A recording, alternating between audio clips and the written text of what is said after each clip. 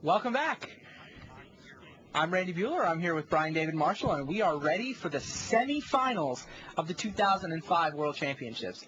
We're going to start out on the match between Katsuhiro Mori and Tomohiro Kaji.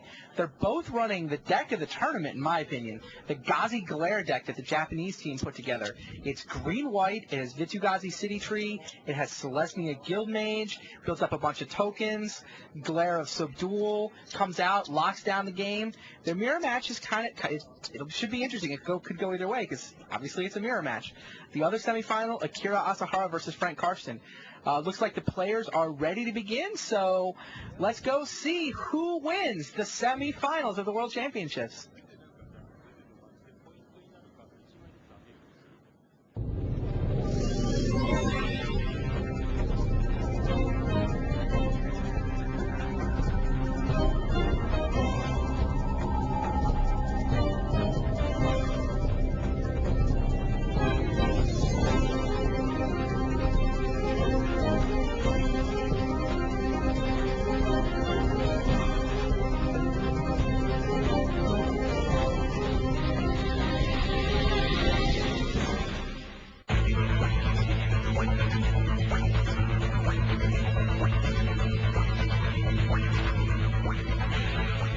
Hello and welcome to the 2005 Magic the Gathering World Championships. I'm Randy Buehler. I'm here with Brian David Marshall, and it is time for the semifinals. That's the traveling trophy. One of these four players is going to have his name inscribed on it.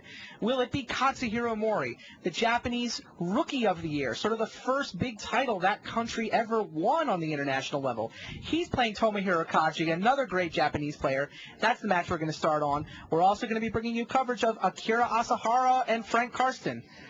There's Katsu Mori. What do you think of Katsu Mori as a player? Brian, you've been running the Grand Prix circuit, doing a lot of the coverage out here. How good is he? Katsu Mori is a great deck designer. He's not as he hasn't been as technically excellent as some of the other players. I mean, he's always been more of a deck designer. This is a real big coming out for him as far as play. He's always been the guy that he's one of the guys Kenji credits with his Kenji Samura is now the first Japanese player of the year, and Katsu Mori, that's the man who built the decks. So I think Kenji's been considered the better player. Okay. Well, tell me about Tomohiro Kaji then. Tomohiro Kaji was about 2 seasons ago was in the running for a Rookie of the Year title. Okay.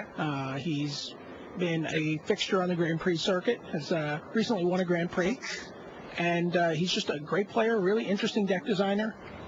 And you think he's the next big Japanese player? I definitely think he's the next big Japanese player. I've been watching him for a while, and I think he's just fantastic. I think he's got an excellent approach to the game. He's very dedicated. He works on the game, practices the game several hours a day. Oh, he's also got Umezawa Jite in play. Very professional work. See, that's what practice will do for you. Turn 1 Llanowar Elf, turn 2 Jite. Ooh, but a Pithing Needle from Katsu Mori. Katsu Mori's obviously been practicing as well. Katsu played a Wood Elf. These players it's funny when you watch the Japanese play against each other, especially. Against a lot of other players who maybe they have a little bit less respect for, they sort of take the time to give their opponents time to make mistakes. And I think against each other, they assume their opponent's going to play optimally, and they're not even looking for those opportunities to give your opponent a chance to make a mistake. Mori's one of the fastest players I've ever watched play Magic. When he's really rolling. Yeah, when he's rolling, he is. The funny thing is, like, when he slows down, sometimes when his confidence is suffering a little bit, he'll actually slow down and pause over the simplest decisions. I've just noticed that a couple times where you can almost tell how good he feels mentally by the speed at which he's playing. When he's playing fast, he's always very comfortable. Is that that is Kodama of the North Tree. Turn 3. Yeah? Turn 4. Turn 4. Turn 4, Kodama of the North Tree. Gigantic 6/4 untargetable monster. Kaji's got just a Llanowar Elf. He thought he was in good shape with that Jite, but the Pithing Needle shuts that off. Well, he's holding a Seed Spark. One of the things about this deck is they're main decking Seed Spark, so they can deal with the Pithing Needle pretty handily, among others. He's also got a Congregation at Dawn. Does have another land. Right now he's trying to decide if he wants to congregate at the end of the turn. He Seed Sparks at the end of the turn. Yep. 18 to 17. Yep. Okay. It seemed like Katsu's Pithing Needle beat the Seed Spark into the graveyard. Just he knew it was coming. Once Katsu started thinking during his end step, it's like, I know what he's thinking about. I get the same cards in my deck. Now, are these card-for-card identical decks? Let's take a look. They look different number of forests. The land base is slightly different. 2 Seed Sparks, 2 Congregations, 3 Glares, 3 Needles. Same number of Yoseis. 1 slight difference on the Arashis. Both have 4 Locks and High Rocks. Both have 4 Wood Elves, Llanowar Elves.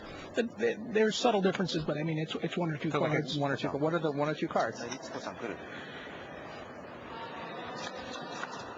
The cards are 15 1 Llanowar Elf fewer in Katsuhiro Mori's deck than in Kaji's deck. And he's up in Arashi. He is up in Arashi. Interesting. That's kind of a big change. 4 Llanowar Elves Elf and for Arashi. Yep. Although he does have 1 Bird of Paradise also that it doesn't look like. Nope. 1 Bird of Paradise that Kaji does not have. Also 6 forests versus 5 forests. Okay, so Katsumori turned a land into a bird, and he turned a Llanowar Elf, land into a bird and a elf into an Arashi. So he effectively turned a land into an Arashi? That's what I'm just checking right now. 8, 12, 16, 17. Locks on and Hierarch comes down for Kaji. Gets to gain 4 life and gets a big 4/4 into play. They're both playing 23 lands. Kanamas of the North Tree imploded, of course. Oh, is that Glare? Glare of Subdual and Yosei for Mori. So that effectively shuts off the Jidhei. And as long as Mori can keep his creatures on the table, the Jidhei is effectively negated now.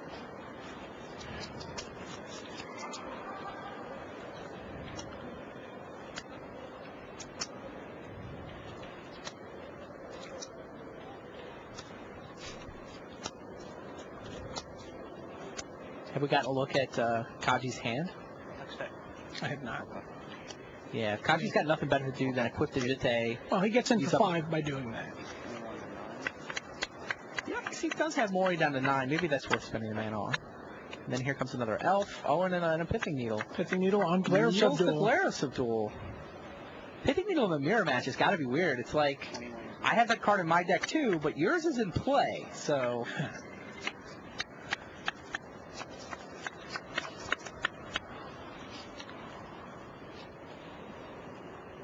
Both have 3 Pithing Needles. Both have 3 Glare of Subduals. Do you attack with Yosei if you're Katsumori? Do you need it on defense? Oh, Jite may start picking up some counters if Katsu doesn't have an answer to it right now. I think he needs to leave the Yosei back right now. He's got Congregation, Arashi, Celestia Guild Mage, and 1 other card.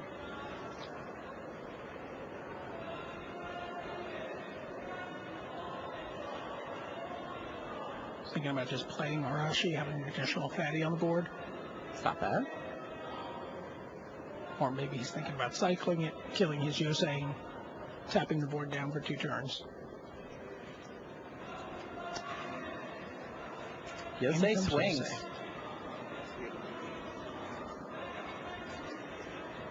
Kaji falls to 16.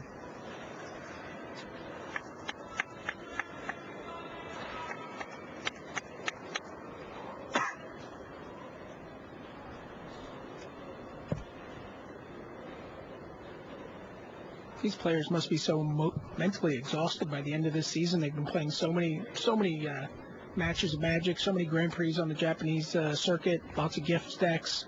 These guys always play very complicated, control-based decks. You know, I was struck by that when the standard event got started. It used to be years ago that the American players would all show up for the Pro Tour with a blue-white control deck, or some sort of control deck. Because they figured we're the best players in the world. We just need to play control, with counter spells and, card drawing. You have the ability to outplay your opponent. This weekend, all the Japanese players showed up with blue-white control decks. It was Extended Day, I'm thinking of. In Extended, they were all playing no-stick. They were all playing blue-white control. With the top 8 on the line, they're like, we're the best players, so we just counter spells, some answers. reactive decks should allow the best players to win. And who are the best players in the world right now? It's clearly the Japanese. It's just a very interesting difference. And yet American players running like Blue Green Madness and Affinity and Goblins, they were just all the beatdown players, hoping they could get the lucky draw they needed. Very interesting changing of the guard, really. I'm just very struck by that, wandering around on the extended deck. And like you touched on earlier, it's something that really, changing the guard that seemed to be initialized when Katsumori won the Rookie of the Year title. I think he was the first Japanese player to win some sort of Pro Tour title. I think that was the same year that Fujita got into the top 8. Right, and I think it's also the same year that Jin won the APAC Championships, and Katsumori finished third in that APAC Championships. I mean, in recent years, there hasn't been a top 8 without a Japanese player. I think it's been over 2 years since we had a top 8 without a Japanese player in it. I couldn't even remember. Even Berlin 2 years ago was Jin a whole season. Yeah, they've just been playing spectacular Magic. But you know what?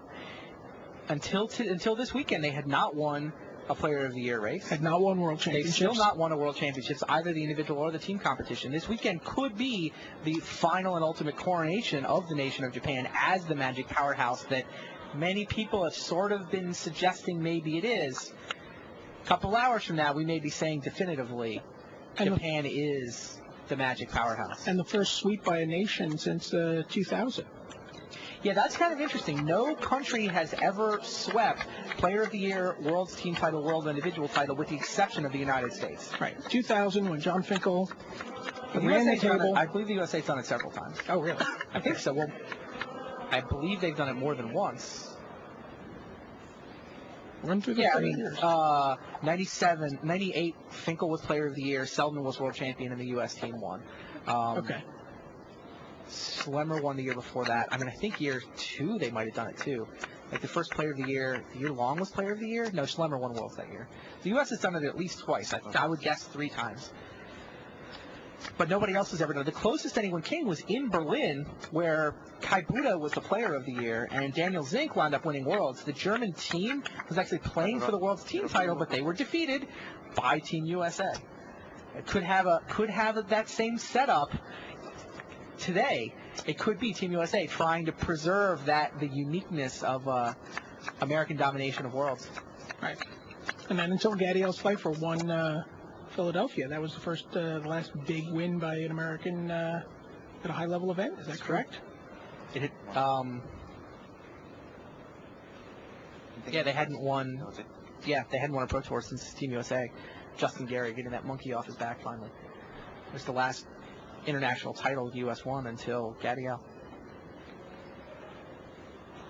Meanwhile, Katsumori has got a couple fatties in play. He's now got a jeté of his own. He's no longer got his glare. Oh, he's got glare as a duel, but it's being held in check by a pithing needle. I'm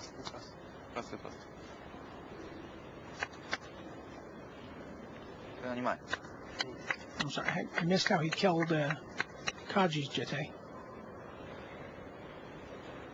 He imploded. I'm sorry, he just killed it right now. Yeah. Okay. He's got a jeté of his own, and that implodes the jetés. Now it's his fatties against a couple elves, a couple tokens, and a hierarch.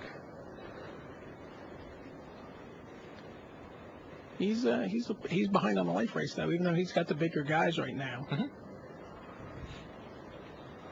A couple of well-placed chump blocks by Kaji, and he could sneak through for what he needs. So Mori's got to be very careful here about how he attacks. Right. Oh, his hand's pretty good though. I guess the U.S. has only done it twice. Bude sort of monopolized the Player of the Year race for a while, so only Germany could pull it off. Yeah, the year Finkel was Player of the Year, they did it. And the year Maher was Player of the Year, they did it. But I don't think 98 and 2000. Yeah, since then it's been Bude, Nassif. It's a little sad about Kai this weekend. A little bit. He is now officially off the gravy train. Kai Bude chose not to come to this World Championships. Sort of pretty much retired from Magic at this point. And he'll be back in 2 years. I think it's hard to actually retire from Magic. I don't know how many people actually ever really quit the game and walk away. It's just the game's too good. It drags you back. Ivan Nitter, winner of Pro Tour Nice, was here. Yeah, he went to Norwegian Nationals on a lark. What was the story you were telling me there? His buddy just showed up. Ricard Osterberg, actually, winner of Pro Tour New Orleans, wanted to go. Hey, I want to go to Nationals. Here's your deck. Here's your deck. Come on, you have about 5 hours to get ready with it, and that was exactly what Nitter needed to make the national team. He actually play tested the heck out of Magic for about 2 months coming into this event, and he had a pretty good weekend. He's going to come. He was going to take it seriously. Yeah. So he had Norway playing for a spot in the team finals in the last round of the team competition. Were they top 4, top 6? I forget. They probably finished 4th or 5th or 6th. Yeah, so it was a nice finish for him. He said he had a great time this weekend. So yeah, Kai Bude has retired from Magic, but still lots of great players out there. So a couple of old faces playing this weekend. Darwin was playing this weekend. Sure. Alan Comer was playing this weekend, which was just a lot of fun to see. He loves playing Magic just so much.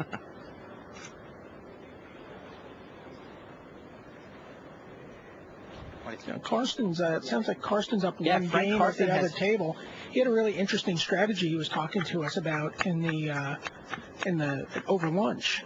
He looked at Akira Asahara's deck list and realized that the only way he could lose, barring the Onezer's weirding, was to form of the dragon. It's the only thing that.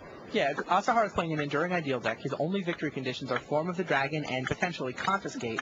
So Karsten said to himself, if I just never play any Confiscate targets, then he's going to have to go get Form of the Dragon. That's going to take him down to 5, and I can just either Vengeance out of Kokoshu or play 2 Kokoshus, or he can just Dragon him as soon as he goes down to 5 from Form of the Dragon. It's effectively impossible for Asahara to win if Karsten just does nothing except wait for Enduring Ideal to resolve. Of course, there was nothing Asahara could do to win in the first match, and he drew his one Besiju all 3 games that he won.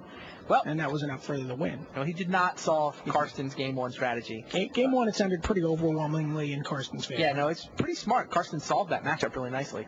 Actually, it's really weird when the do-nothing plan is correct. Actually, a number of our readers, if you look through the message boards, I saw that a number of people posted similar strategies. Really? They noticed that immediately. Oh, that's cool. All he's got is Form of the Dragon. He can just hit him with 1 dragon, and that'll be it. So Frank